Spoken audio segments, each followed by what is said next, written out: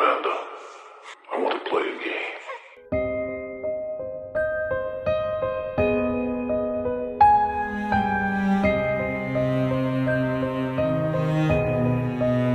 Hey horror freaks, welcome back to my channel. My name is Amanda. As you can see from the title, today's video is going to be my full review with spoilers of Nosferatu, directed by Robert Eggers. This film is now available in theaters, and as always, all my reviews are with spoilers. If you don't want them, just to see if this was worth it or not, on the description box down below, there you're going to find my spoiler-free review because I like to give you guys the two options. And given that quick disclaimer, let's get into the video. Nosferatu follows a gothic tale of obsession between a haunted young woman and the terrifying vampire infatuated with her, causing untold horror in its wake. The film has a running time of 2 hours and 12 minutes. This is the third adaptation of Nosferatu. The first one came out in 1922, the second one in 1979, and now we have this one. And in case you don't know, Nosferatu is the unauthorized adaptation of Dracula by Bram Stoker. So that's why if you watch this, you're going to find that it's very similar to Dracula, and it's because it is the same story. The only thing that was changed are names and the setting, but on the essence is the same story. And to quickly summarize it, the film opens with a young Ellen seeking companionship, and without her knowing, she invokes a beast that attacks her and that provokes a seizure. Then we jump to the present day, where now she is an adult. She is living in Westbourne, Germany, and she has recently married a real estate agent called Thomas. But because Thomas is poor and he wants to give to his new wife a better life, he accepts his boss's request of going to a castle to seal a deal with Count Orlok. He wants to buy an old house in his town, but because he is too weak to travel, he has to do the travel himself. But what he doesn't know is that this is a dark arrangement between his boss and Count Orlok. Going against the wishes of his new wives, he goes to the trip, and Ellen, she remains with a friend of her and her husband at their house. While Thomas is traveling, she starts to experience vivid nightmares, she starts sleepwalking, and she starts to have more seizures. And her friend believes that it's just because she's missing her husband. But every night she sees the beast and she feels attracted to it. Thomas eventually arrives to the castle, even when he is warned during his journey that he should return to his house instead of going there, because that is where evil lives and people is superstitious about what is on the castle. He eventually gets to the castle, he meets Count Orlok, and they go with the business and all the contracts, but Thomas stays the night and he starts to feel ill.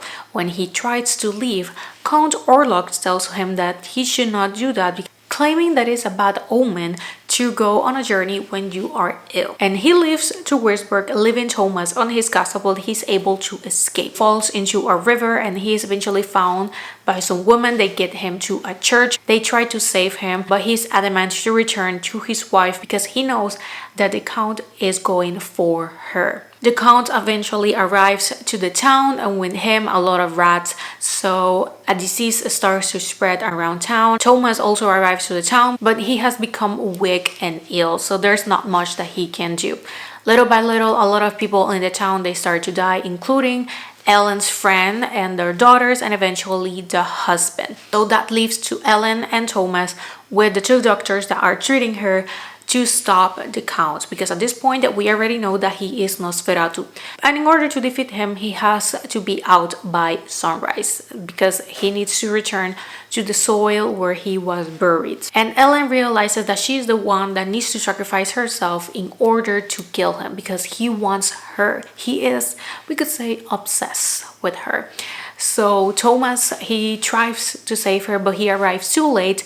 Ellen accepts Nosferatu, he drinks her blood, but because he is distracted by this, the sunrise arrives and he dies. And the film concludes with Thomas arriving to Ellen dying on her bed and with Count Orlok on her chest. You see the remaining of him on top of her, and Thomas is holding her hand, and at last she dies embracing Nosferatu, and that is how the film ends. Now getting into the review, like I said, the essence of the story remains the same. So for you, this film may be predictable if you have already seen the other Nosferatu versions. But if you have never watched any of those movies and you're going to watch this, you're probably going to be surprised by what is going to happen. Well, if you have never watched Dracula, because again, it's the same story. So for me, this was one of my most expected horror movies ever since it was announced. I was dying to watch it, and I am happy to say that this didn't disappoint. From the opening scene alone, I just knew that this was going to be a good one. I want to start talking about the performances. The cast is brutal. They are all very talented actors, but the ones that take the spotlight are Lily Rose as Ellen and Bill Skarsgård as Nosferatu. You cannot see him on his role. I mean that as a good thing, because the makeup department did an excellent job. You do not recognize him, and also his voice. He trained to make his voice go lower to the point that you cannot recognize that it's him. They could have hidden who was the man under all the makeup and the costume. You have never guessed that it was Bill Skarsgård. He is a talented actor. He has proven himself in the horror genre. I would love to see him doing more horror. He is such a talented man. Loved him in this role. He is so creepy. He has this presence. He carries the room. Every single time that he was on screen, I could feel so damn anxious and like this creeping sensation. His energy is unmatched. For me, he did a fantastic job. Lily Rose, that was a huge surprise.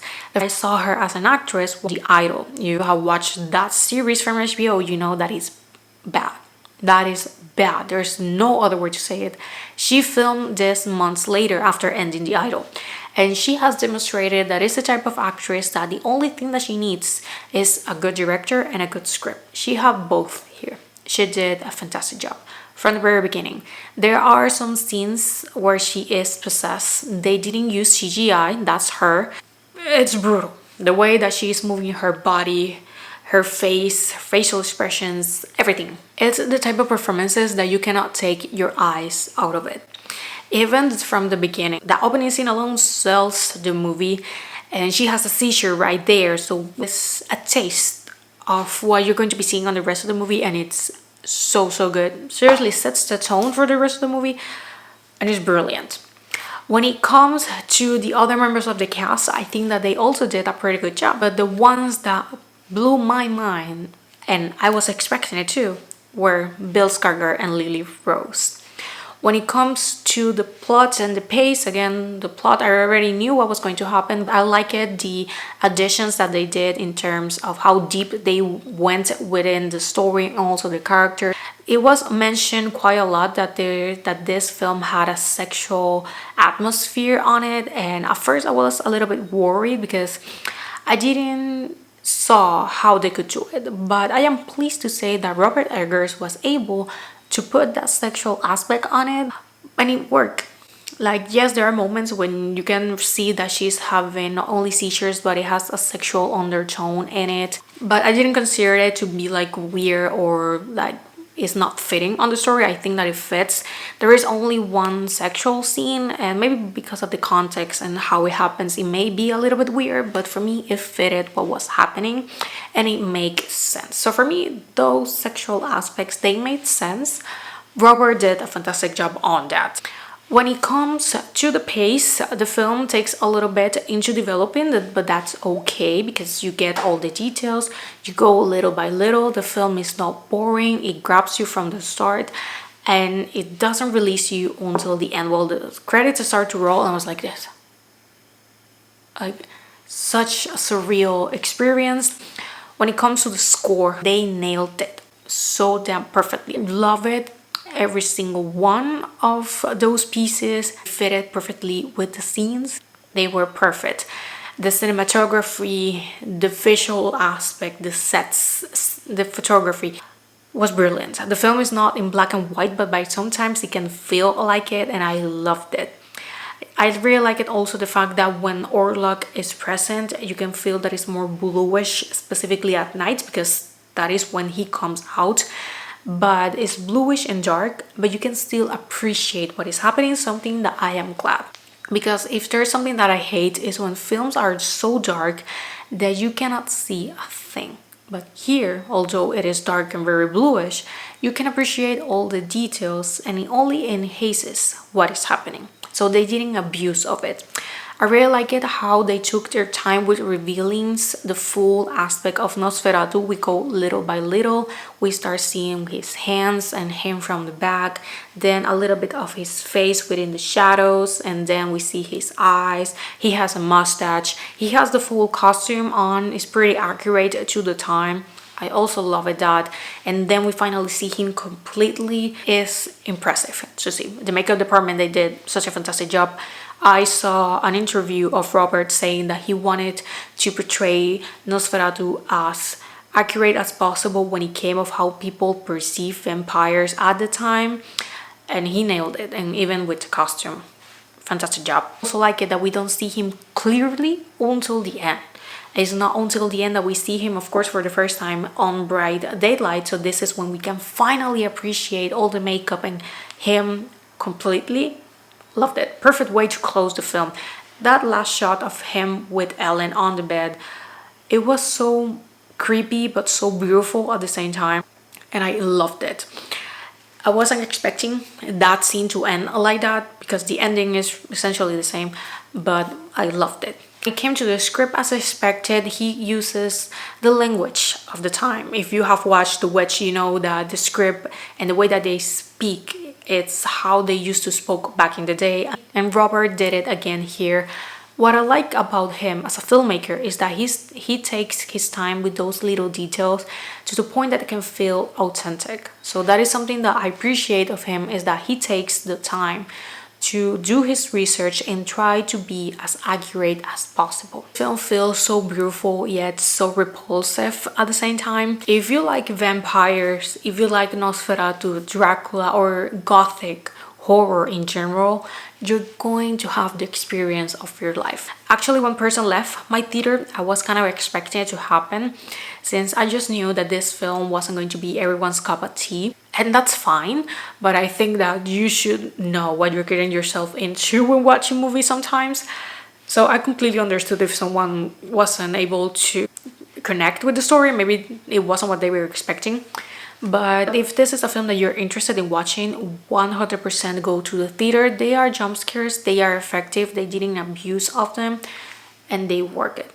I think that by now you can guess what is going to be my rating of this film. Again, I didn't saw any flaws, nothing that I want to complain. There's nothing bad that I found within this movie. So for me, this is a 10 out of 10, a 5 out of 5. This was such a cool experience. I cannot wait to rewatch it. And it was the perfect way for me to close my reviews of the year. And this is the last film that I'm going to be watching this year in theaters. So I close this year with a perfect movie. I knew that the waiting was going to be worth it. Ever since I saw the trailer, I just knew it. Inside of me, I just knew that this wasn't going to be a disappointment. Again, I can't understand if there's people that doesn't like it. I am scared that because of the hype, people are going to start going with higher expectations and they're not going to like it because they are expecting one thing that happens. But I'm just hoping that people are going to be able to fully appreciate this masterpiece, because this is what it is. This is a gothic horror masterpiece that everyone should watch. And I think that with this, I end the video. Thank you so much for watching. Let me know down below, what do you thought about this movie? And please, I am happy, and I think that it is more than obvious that this film is going to be on my top 10, and you guys will be finding out my top 10 and also my worst ones of this year very soon. That is going to be one of my next videos before the year ends. So once again, thank you so much for watching, and I will see you guys on my next video. Bye. Game over.